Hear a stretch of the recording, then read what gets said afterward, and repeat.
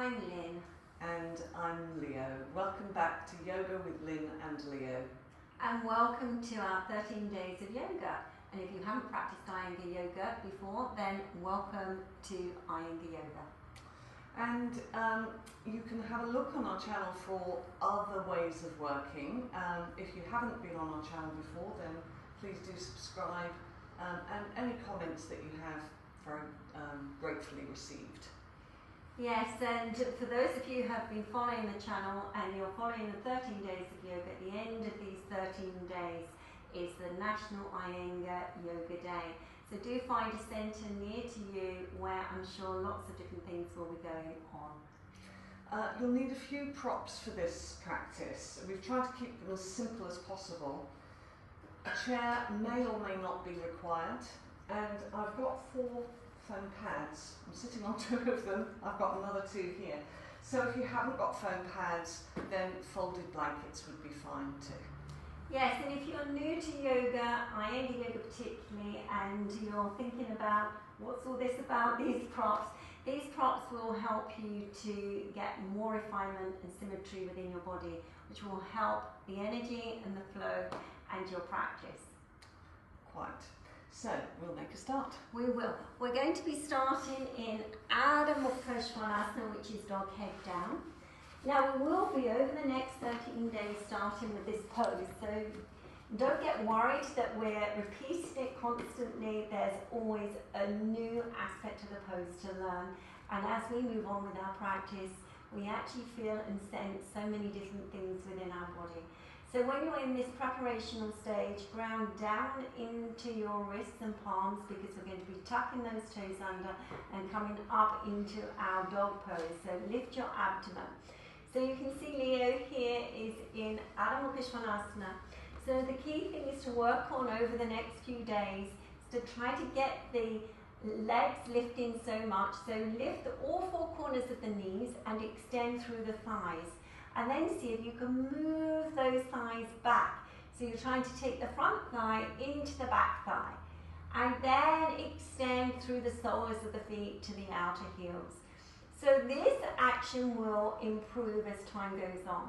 So if you look back at your legs, you may find that they're still a little bit bent for those of you who are practicing or who haven't practiced for a long time and have got very stiff hamstrings. Then see that you keep engaging with those legs. And of course we have this upper arm region as well. So remember, the limbs are the complete concentration that is required to get through to the spine. So press strongly into the palms, the wrists so strongly, and then see that you pull up those outer arms so that you lift all the way through the spine evenly. And let the head just release down, let the head release down. So we have been in this pose for a little while now, so walking or jumping the feet for Uttanasana. Good. And just notice here that for some of you, it will be difficult to straighten these legs and have the fingers down at the same time. So there's a few different options here. So if you have a chair nearby, then you can put your hands onto a chair. So Leo will demonstrate. So over the next few days, and if you're following this program of 13 days of yoga, then have your chair handy, work in this way. See if you can walk down the bars of the chair and still maintain the back to be nice and straight and strong. If you do have a yoga kit and you've got some bricks, then you can put your hands on bricks. The most important thing is that you keep this length in the spine and the length in the legs. Okay, and then releasing out of the pose. So we'll do again, Adho Mukha Svanasana and Uttanasana.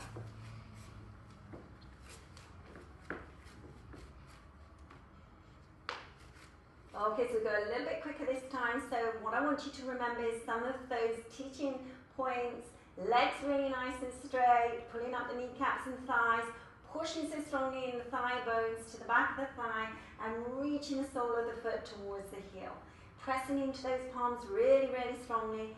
Getting that action nicely, and then look forward and come either into your modified Uttanasana, your forward bending action, with either the chair, some yoga bricks, or hands to the floor. Be there. Lift your abdomen throughout the whole of the front body needs to be extended. Now we go a little bit deeper. See if you can walk your hands to the sides of your feet. That's it. And be there. And as you press your fingertips either to the chair or to the bricks, then lift up through the legs. Lift up through the inner legs. Lift up through the abdomen. See that you're getting those actions. And just let the body release in that action, the spine releasing, keeping those legs absolutely active. Be sure that you revisit the feet, sharpen the action on the outer foot bones, lift the inner ankles to outer ankles to inner ankles, and somewhere there in the middle there is an energy that takes the legs up. Okay, so now we're coming out of the pose, walk the hands forward, lift the abdomen and take a breath in and come up. So don't rush off of your spot at this moment in time, just take feet together and then stand in Tadasana. So the weight needs to move back in Tadasana, weight back into the heels, and then see if you can find that little bit of a bite at the lower abdomen where you lift up through the center of the body, through the chest, and now weight down with those arms. So you have to imagine that with these arms, there's a heaviness going on here, and you're weighting down with these arms so that the chest can actually lift up. So it's a two-way direction. Arms weighted, chest lifted. So just get that action. And what changes your practice, your physical practice into your yoga practice is that we observe the breath. When we observe the breath, this brings us into a deeper sense of awareness. So breathe through your nostrils, nice soft inhalation and exhalation. Just take time with this, because the internal breath is what helps you to become very peaceful in the poses. So sometimes the poses can be extremely challenging, so we have to find that breath and that sense of direction inside. Okay, now releasing out of your Tadasana, mountain pose. Okay, turn on the mat so that you are right in the center. So we come for Utthita Hasta Padasana. So I want you to take your fingers to your chest, thumbs to your chest, lift up, chest up, elbows moving to the outer edges, push, push, push strongly into these elbows. So you're igniting some energy in that back body, the back arms, the back shoulders, everything, push, push, push, push, push into those elbows. Yeah. So it's not just words are not enough really. You have to see that you are extending so much in this position, and then taking a breath in and jumping those legs apart. So Utthita Hasta Padasana is just this preparational stage, where the arms extending, just finding your grounded action in this position, seeing that you're lifting out of your pelvis and that you're lifting these frontal hip bones, the legs are really strong and straight, and then we come for Trikonasana. So turn your left foot in and your right foot out. So notice that Leo bent her leg slightly, there was a softness in her leg. So now when you soften your knee and you're here, you can put the foot down. When you soften the knee like this, it gives you a little bit more space in the groin. So the thickness of the thigh needs to rotate. And so this needs to happen, this rotation. So the rotation of the muscles this way will give you support in your thigh bone itself. So see that you cut back with these outer shin, outer knee, outer thigh, outer hip. Everything needs to be moving in this direction. This direction. So just have a go with that and see if you can encourage this opening so that the gateway through to the body is cultivating. Lifting the sternum chest, take a breath in, coming to your Trikonasana, triangle pose.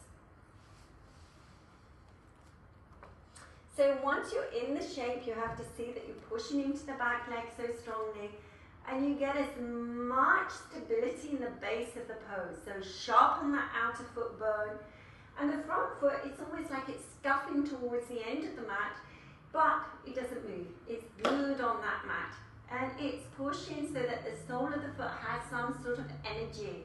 So go and see that you get that action, lifting up through the center of the body, lifting the arm, breathe in, soft breath, soft inhalation and exhalation. And now keep the center of direction, the abdomen lifted, the grounded action in the legs as you come up to center again. Coming to Utthita Hasta Padasana. Turning the feet again to your left side now. And remember that action, just take a few moments with this because you need to see that this cutting back action happens. It's gonna happen, it's a really strong action. These muscles have got to rotate and support to open this groin. So when they're stuck, then of course the groin is restricted. And this is where we move with the muscular connection and the groin opening. So lift up out of the pelvis, take a nice deep breath in and go over into your Trikonasana action. Exactly that. So sharp again, once you get into that action, you've got to readjust. Sharpen the action in the outer foot bone. Go and see you push back, outer foot bone. This back leg is lifted, this hip is lifted, outer hip is lifted. Lift through the abdomen and breathe. So when you're in these poses, it's not punishment, remember. You have to see that you're enjoying the fluid flow throughout the body. Soft inhalation, soft exhalation. Okay, now taking a breath in and coming up out of the pose, turning the feet to face forward and jump the legs together. And standing Tadasana. So do remember, it's not how many poses you practice, it's what you practice and the essence of those poses. So it's really important that you do at least a few minutes a day. If it's difficult to follow a whole program, then just see that you pick up some of the points and get on that mat and start practicing. So be in your Tadasana action, roll your shoulders back and down, lift up through the center of the body. And just be there. And again, come back to your breath. Soft inhalation, soft exhalation. Just let the facial features become soft. So the eyes are not closing, but there is an awareness. There is an awareness. Just be aware of your breath. Follow your breath. Be aware of your breath in your chest cavity. Be aware of the ribs broadening and opening, expanding, and letting the breath release slowly. Okay, and now releasing completely. Okay, so we come down to the floor work now. So we're coming to Virasana. So shall I show from the back? Yeah, that's a really good idea. So excuse me, turning my back to you. So when we come to Virasana, this is always a little bit of a difficult one if there's tightness in the hamstrings and difficulty in the knees. And you can go a little bit higher than this if there's any difficulty. You can see Leo showing there the action, so you can go a little bit higher. But 2 phone blocks is good if you're new to yoga and you're staying in this position for a little while. So it's really important to have the toes facing directly back. And there's a little bit of a connection with these little toes. The little toes need to go down. That's great. That's great. And then to sit down, you need to have length and opening in the back of the knee. So the back of the knees need to be moving in this direction. So you can do this yourself. It's a little bit of an adjustment to pull the flesh away from the back of the knee so there's a freedom there. Yeah. And then placing your hands so that your fingers are facing the toe side. Lifting the sternum chest and again come back to that breath. So with your hands in this position, it will open your collarbones, it will open your chest cavity. So be in this position and remember that when your arms go back in this direction, your chin is left where it is. So soften the center of your throat, broaden your throat and take it towards your neck spine. Yeah. And just breathe for a few moments, just be there. So I'll turn around now. Oh, okay, so yes, so you can see. You can stay where you are, but I'm just turning around so that you can see from the front now. Okay, so now we're going to be sitting in the Virasana action. And coming into Parvatasana. So Parvatasana is when we interlock the fingers towards one another. So keeping all this beautiful opening in the chest and then interlocking the fingers. You can see here Leo's demonstrating. And turning the palms to face forward and keeping that action, locking the elbows, lifting up, chest up. Now soft breath, soft facial features, soft everything. And extend those arms up above your head. Try not to push your ribs forward, but go directly up. It's almost like you've got a cylinder inside your body and it's just going up in an upward direction, lifting the lower ribs, lifting the armpits, lifting throughout the arms. See that the shoulders are not being taken with you. There's a little bit of a softness in the shoulders there and being in this position. So the outer arms move towards the ears so strongly in this position. This is what redirects the muscle tone in the upper arm. It makes it nice and long in length. So when you get onto those handstands and headstands, I don't want to frighten you too much, but you'll be able to get that nice length and support of this structure. Okay, and then releasing the arms down and interlocking the fingers the other way. And coming forward, extending forward, and extending up nicely, extending so much. Try and see that you get that action, and again, be aware of that length, that lift, extending up. So while you're in this position, I'm just going to recap a little bit. So we started with understanding Uttanasana, which is a forward fold, Adho Mukha Svanasana, Uttanasana, Adho Mukha Svanasana. These actions are really, really key to get the body moving. We then moved to Trikonasana, Virasana. So we're starting to get different actions in the body. This is what's really key about your practice. Bring different movement into your body to keep it nice and supple. And then releasing the arms down. So we come for Dandasana now. No, we don't actually, because we're coming into a twisting action in this position. Yeah. So sorry about that. So now we take a couple of foam pads. You can use a break or book or a chair behind you to put your hand and lift up and turn to your right side. So as you can see, Leo's lifting, turning, and taking the back hand back and being in that position. So lifting and rolling that back shoulder back and down, lifting the sternum, chest. So I do apologise about the siren. We are on the hospital route here, so I do apologise for that. So lifting the sternum, chest, breathe, soft inhalation, exhalation. Okay, that's really good. And then releasing and coming to the other side, lifting up and reaching up and taking your hand, bringing your arm round, lifting up. Yeah. So when you're coming into this twist, you're really igniting those shoulder blades in the back body. So particularly with the left side, that left side of the shoulder blade is moving deeply in. So you have to see that it moves into the body, but there's a lift in the lower ribs. So keep that lift and turning. So this is really good to detox. So lift in the chest even more so, breathe, soft inhalation, exhalation, and releasing. And sitting up again, roll the shoulders back and down.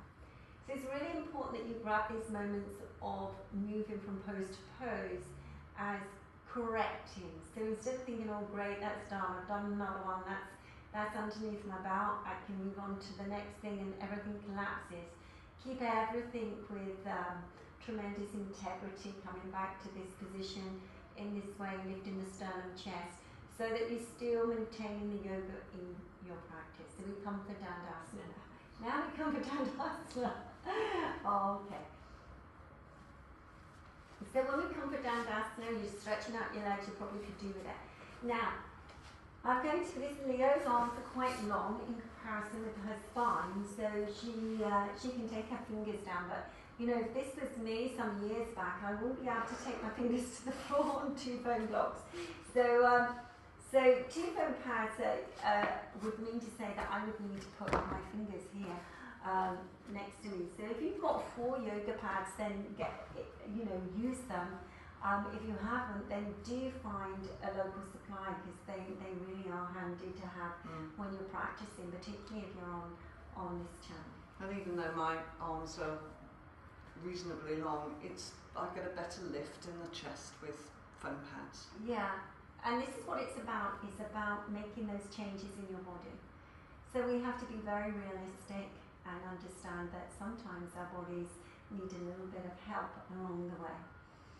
So this is when we're stretching out the legs, so bring the toes towards you, extend your heels away from you, pull up your kneecaps and thighs, pull up your thighs so strongly, push your thighs down so strongly. So this will all be understood as time goes on. This is your first practice with yoga posture or even Iyengar yoga, then it's going to take a little bit of time, so please do be patient and keep your practice consistent. So we're coming into a pose now called Supta Baddha Konasana. So Leo's just going to show you here. We're coming into it in a supine way, so placing the soles of the feet together onto the foam block. Now if you've got foam pads, if you've got 4 of them, you may as well use the 4 together. But if you've only got the 2 of them, then 4 next to each other. Oh. Yeah. Yes, this is one we didn't discuss earlier. Yeah, that's perfect. Okay, and then you just come into this position and working in a passive way in this way, make sure your tailbone is lengthening towards your heels. Now if there's any pain or you find discomfort in the lower back, it means to say that you're ready to make an adjustment, lifting your tailbone, moving it towards your heel side. You know, don't put up with that discomfort because then, you know, your body will remember that discomfort. You want to see that there's freedom and happiness in the body. We don't want to create any tensions. And just be in this position. Be here for as long as you wish to. So you can set your timer if you need to. You just close your eyes and you just be with your breath and just see that you keep that stillness for as long as you can. So we're going to be finishing our video now in Supta Baddha Konasana, but we look forward to seeing you tomorrow. Namaste.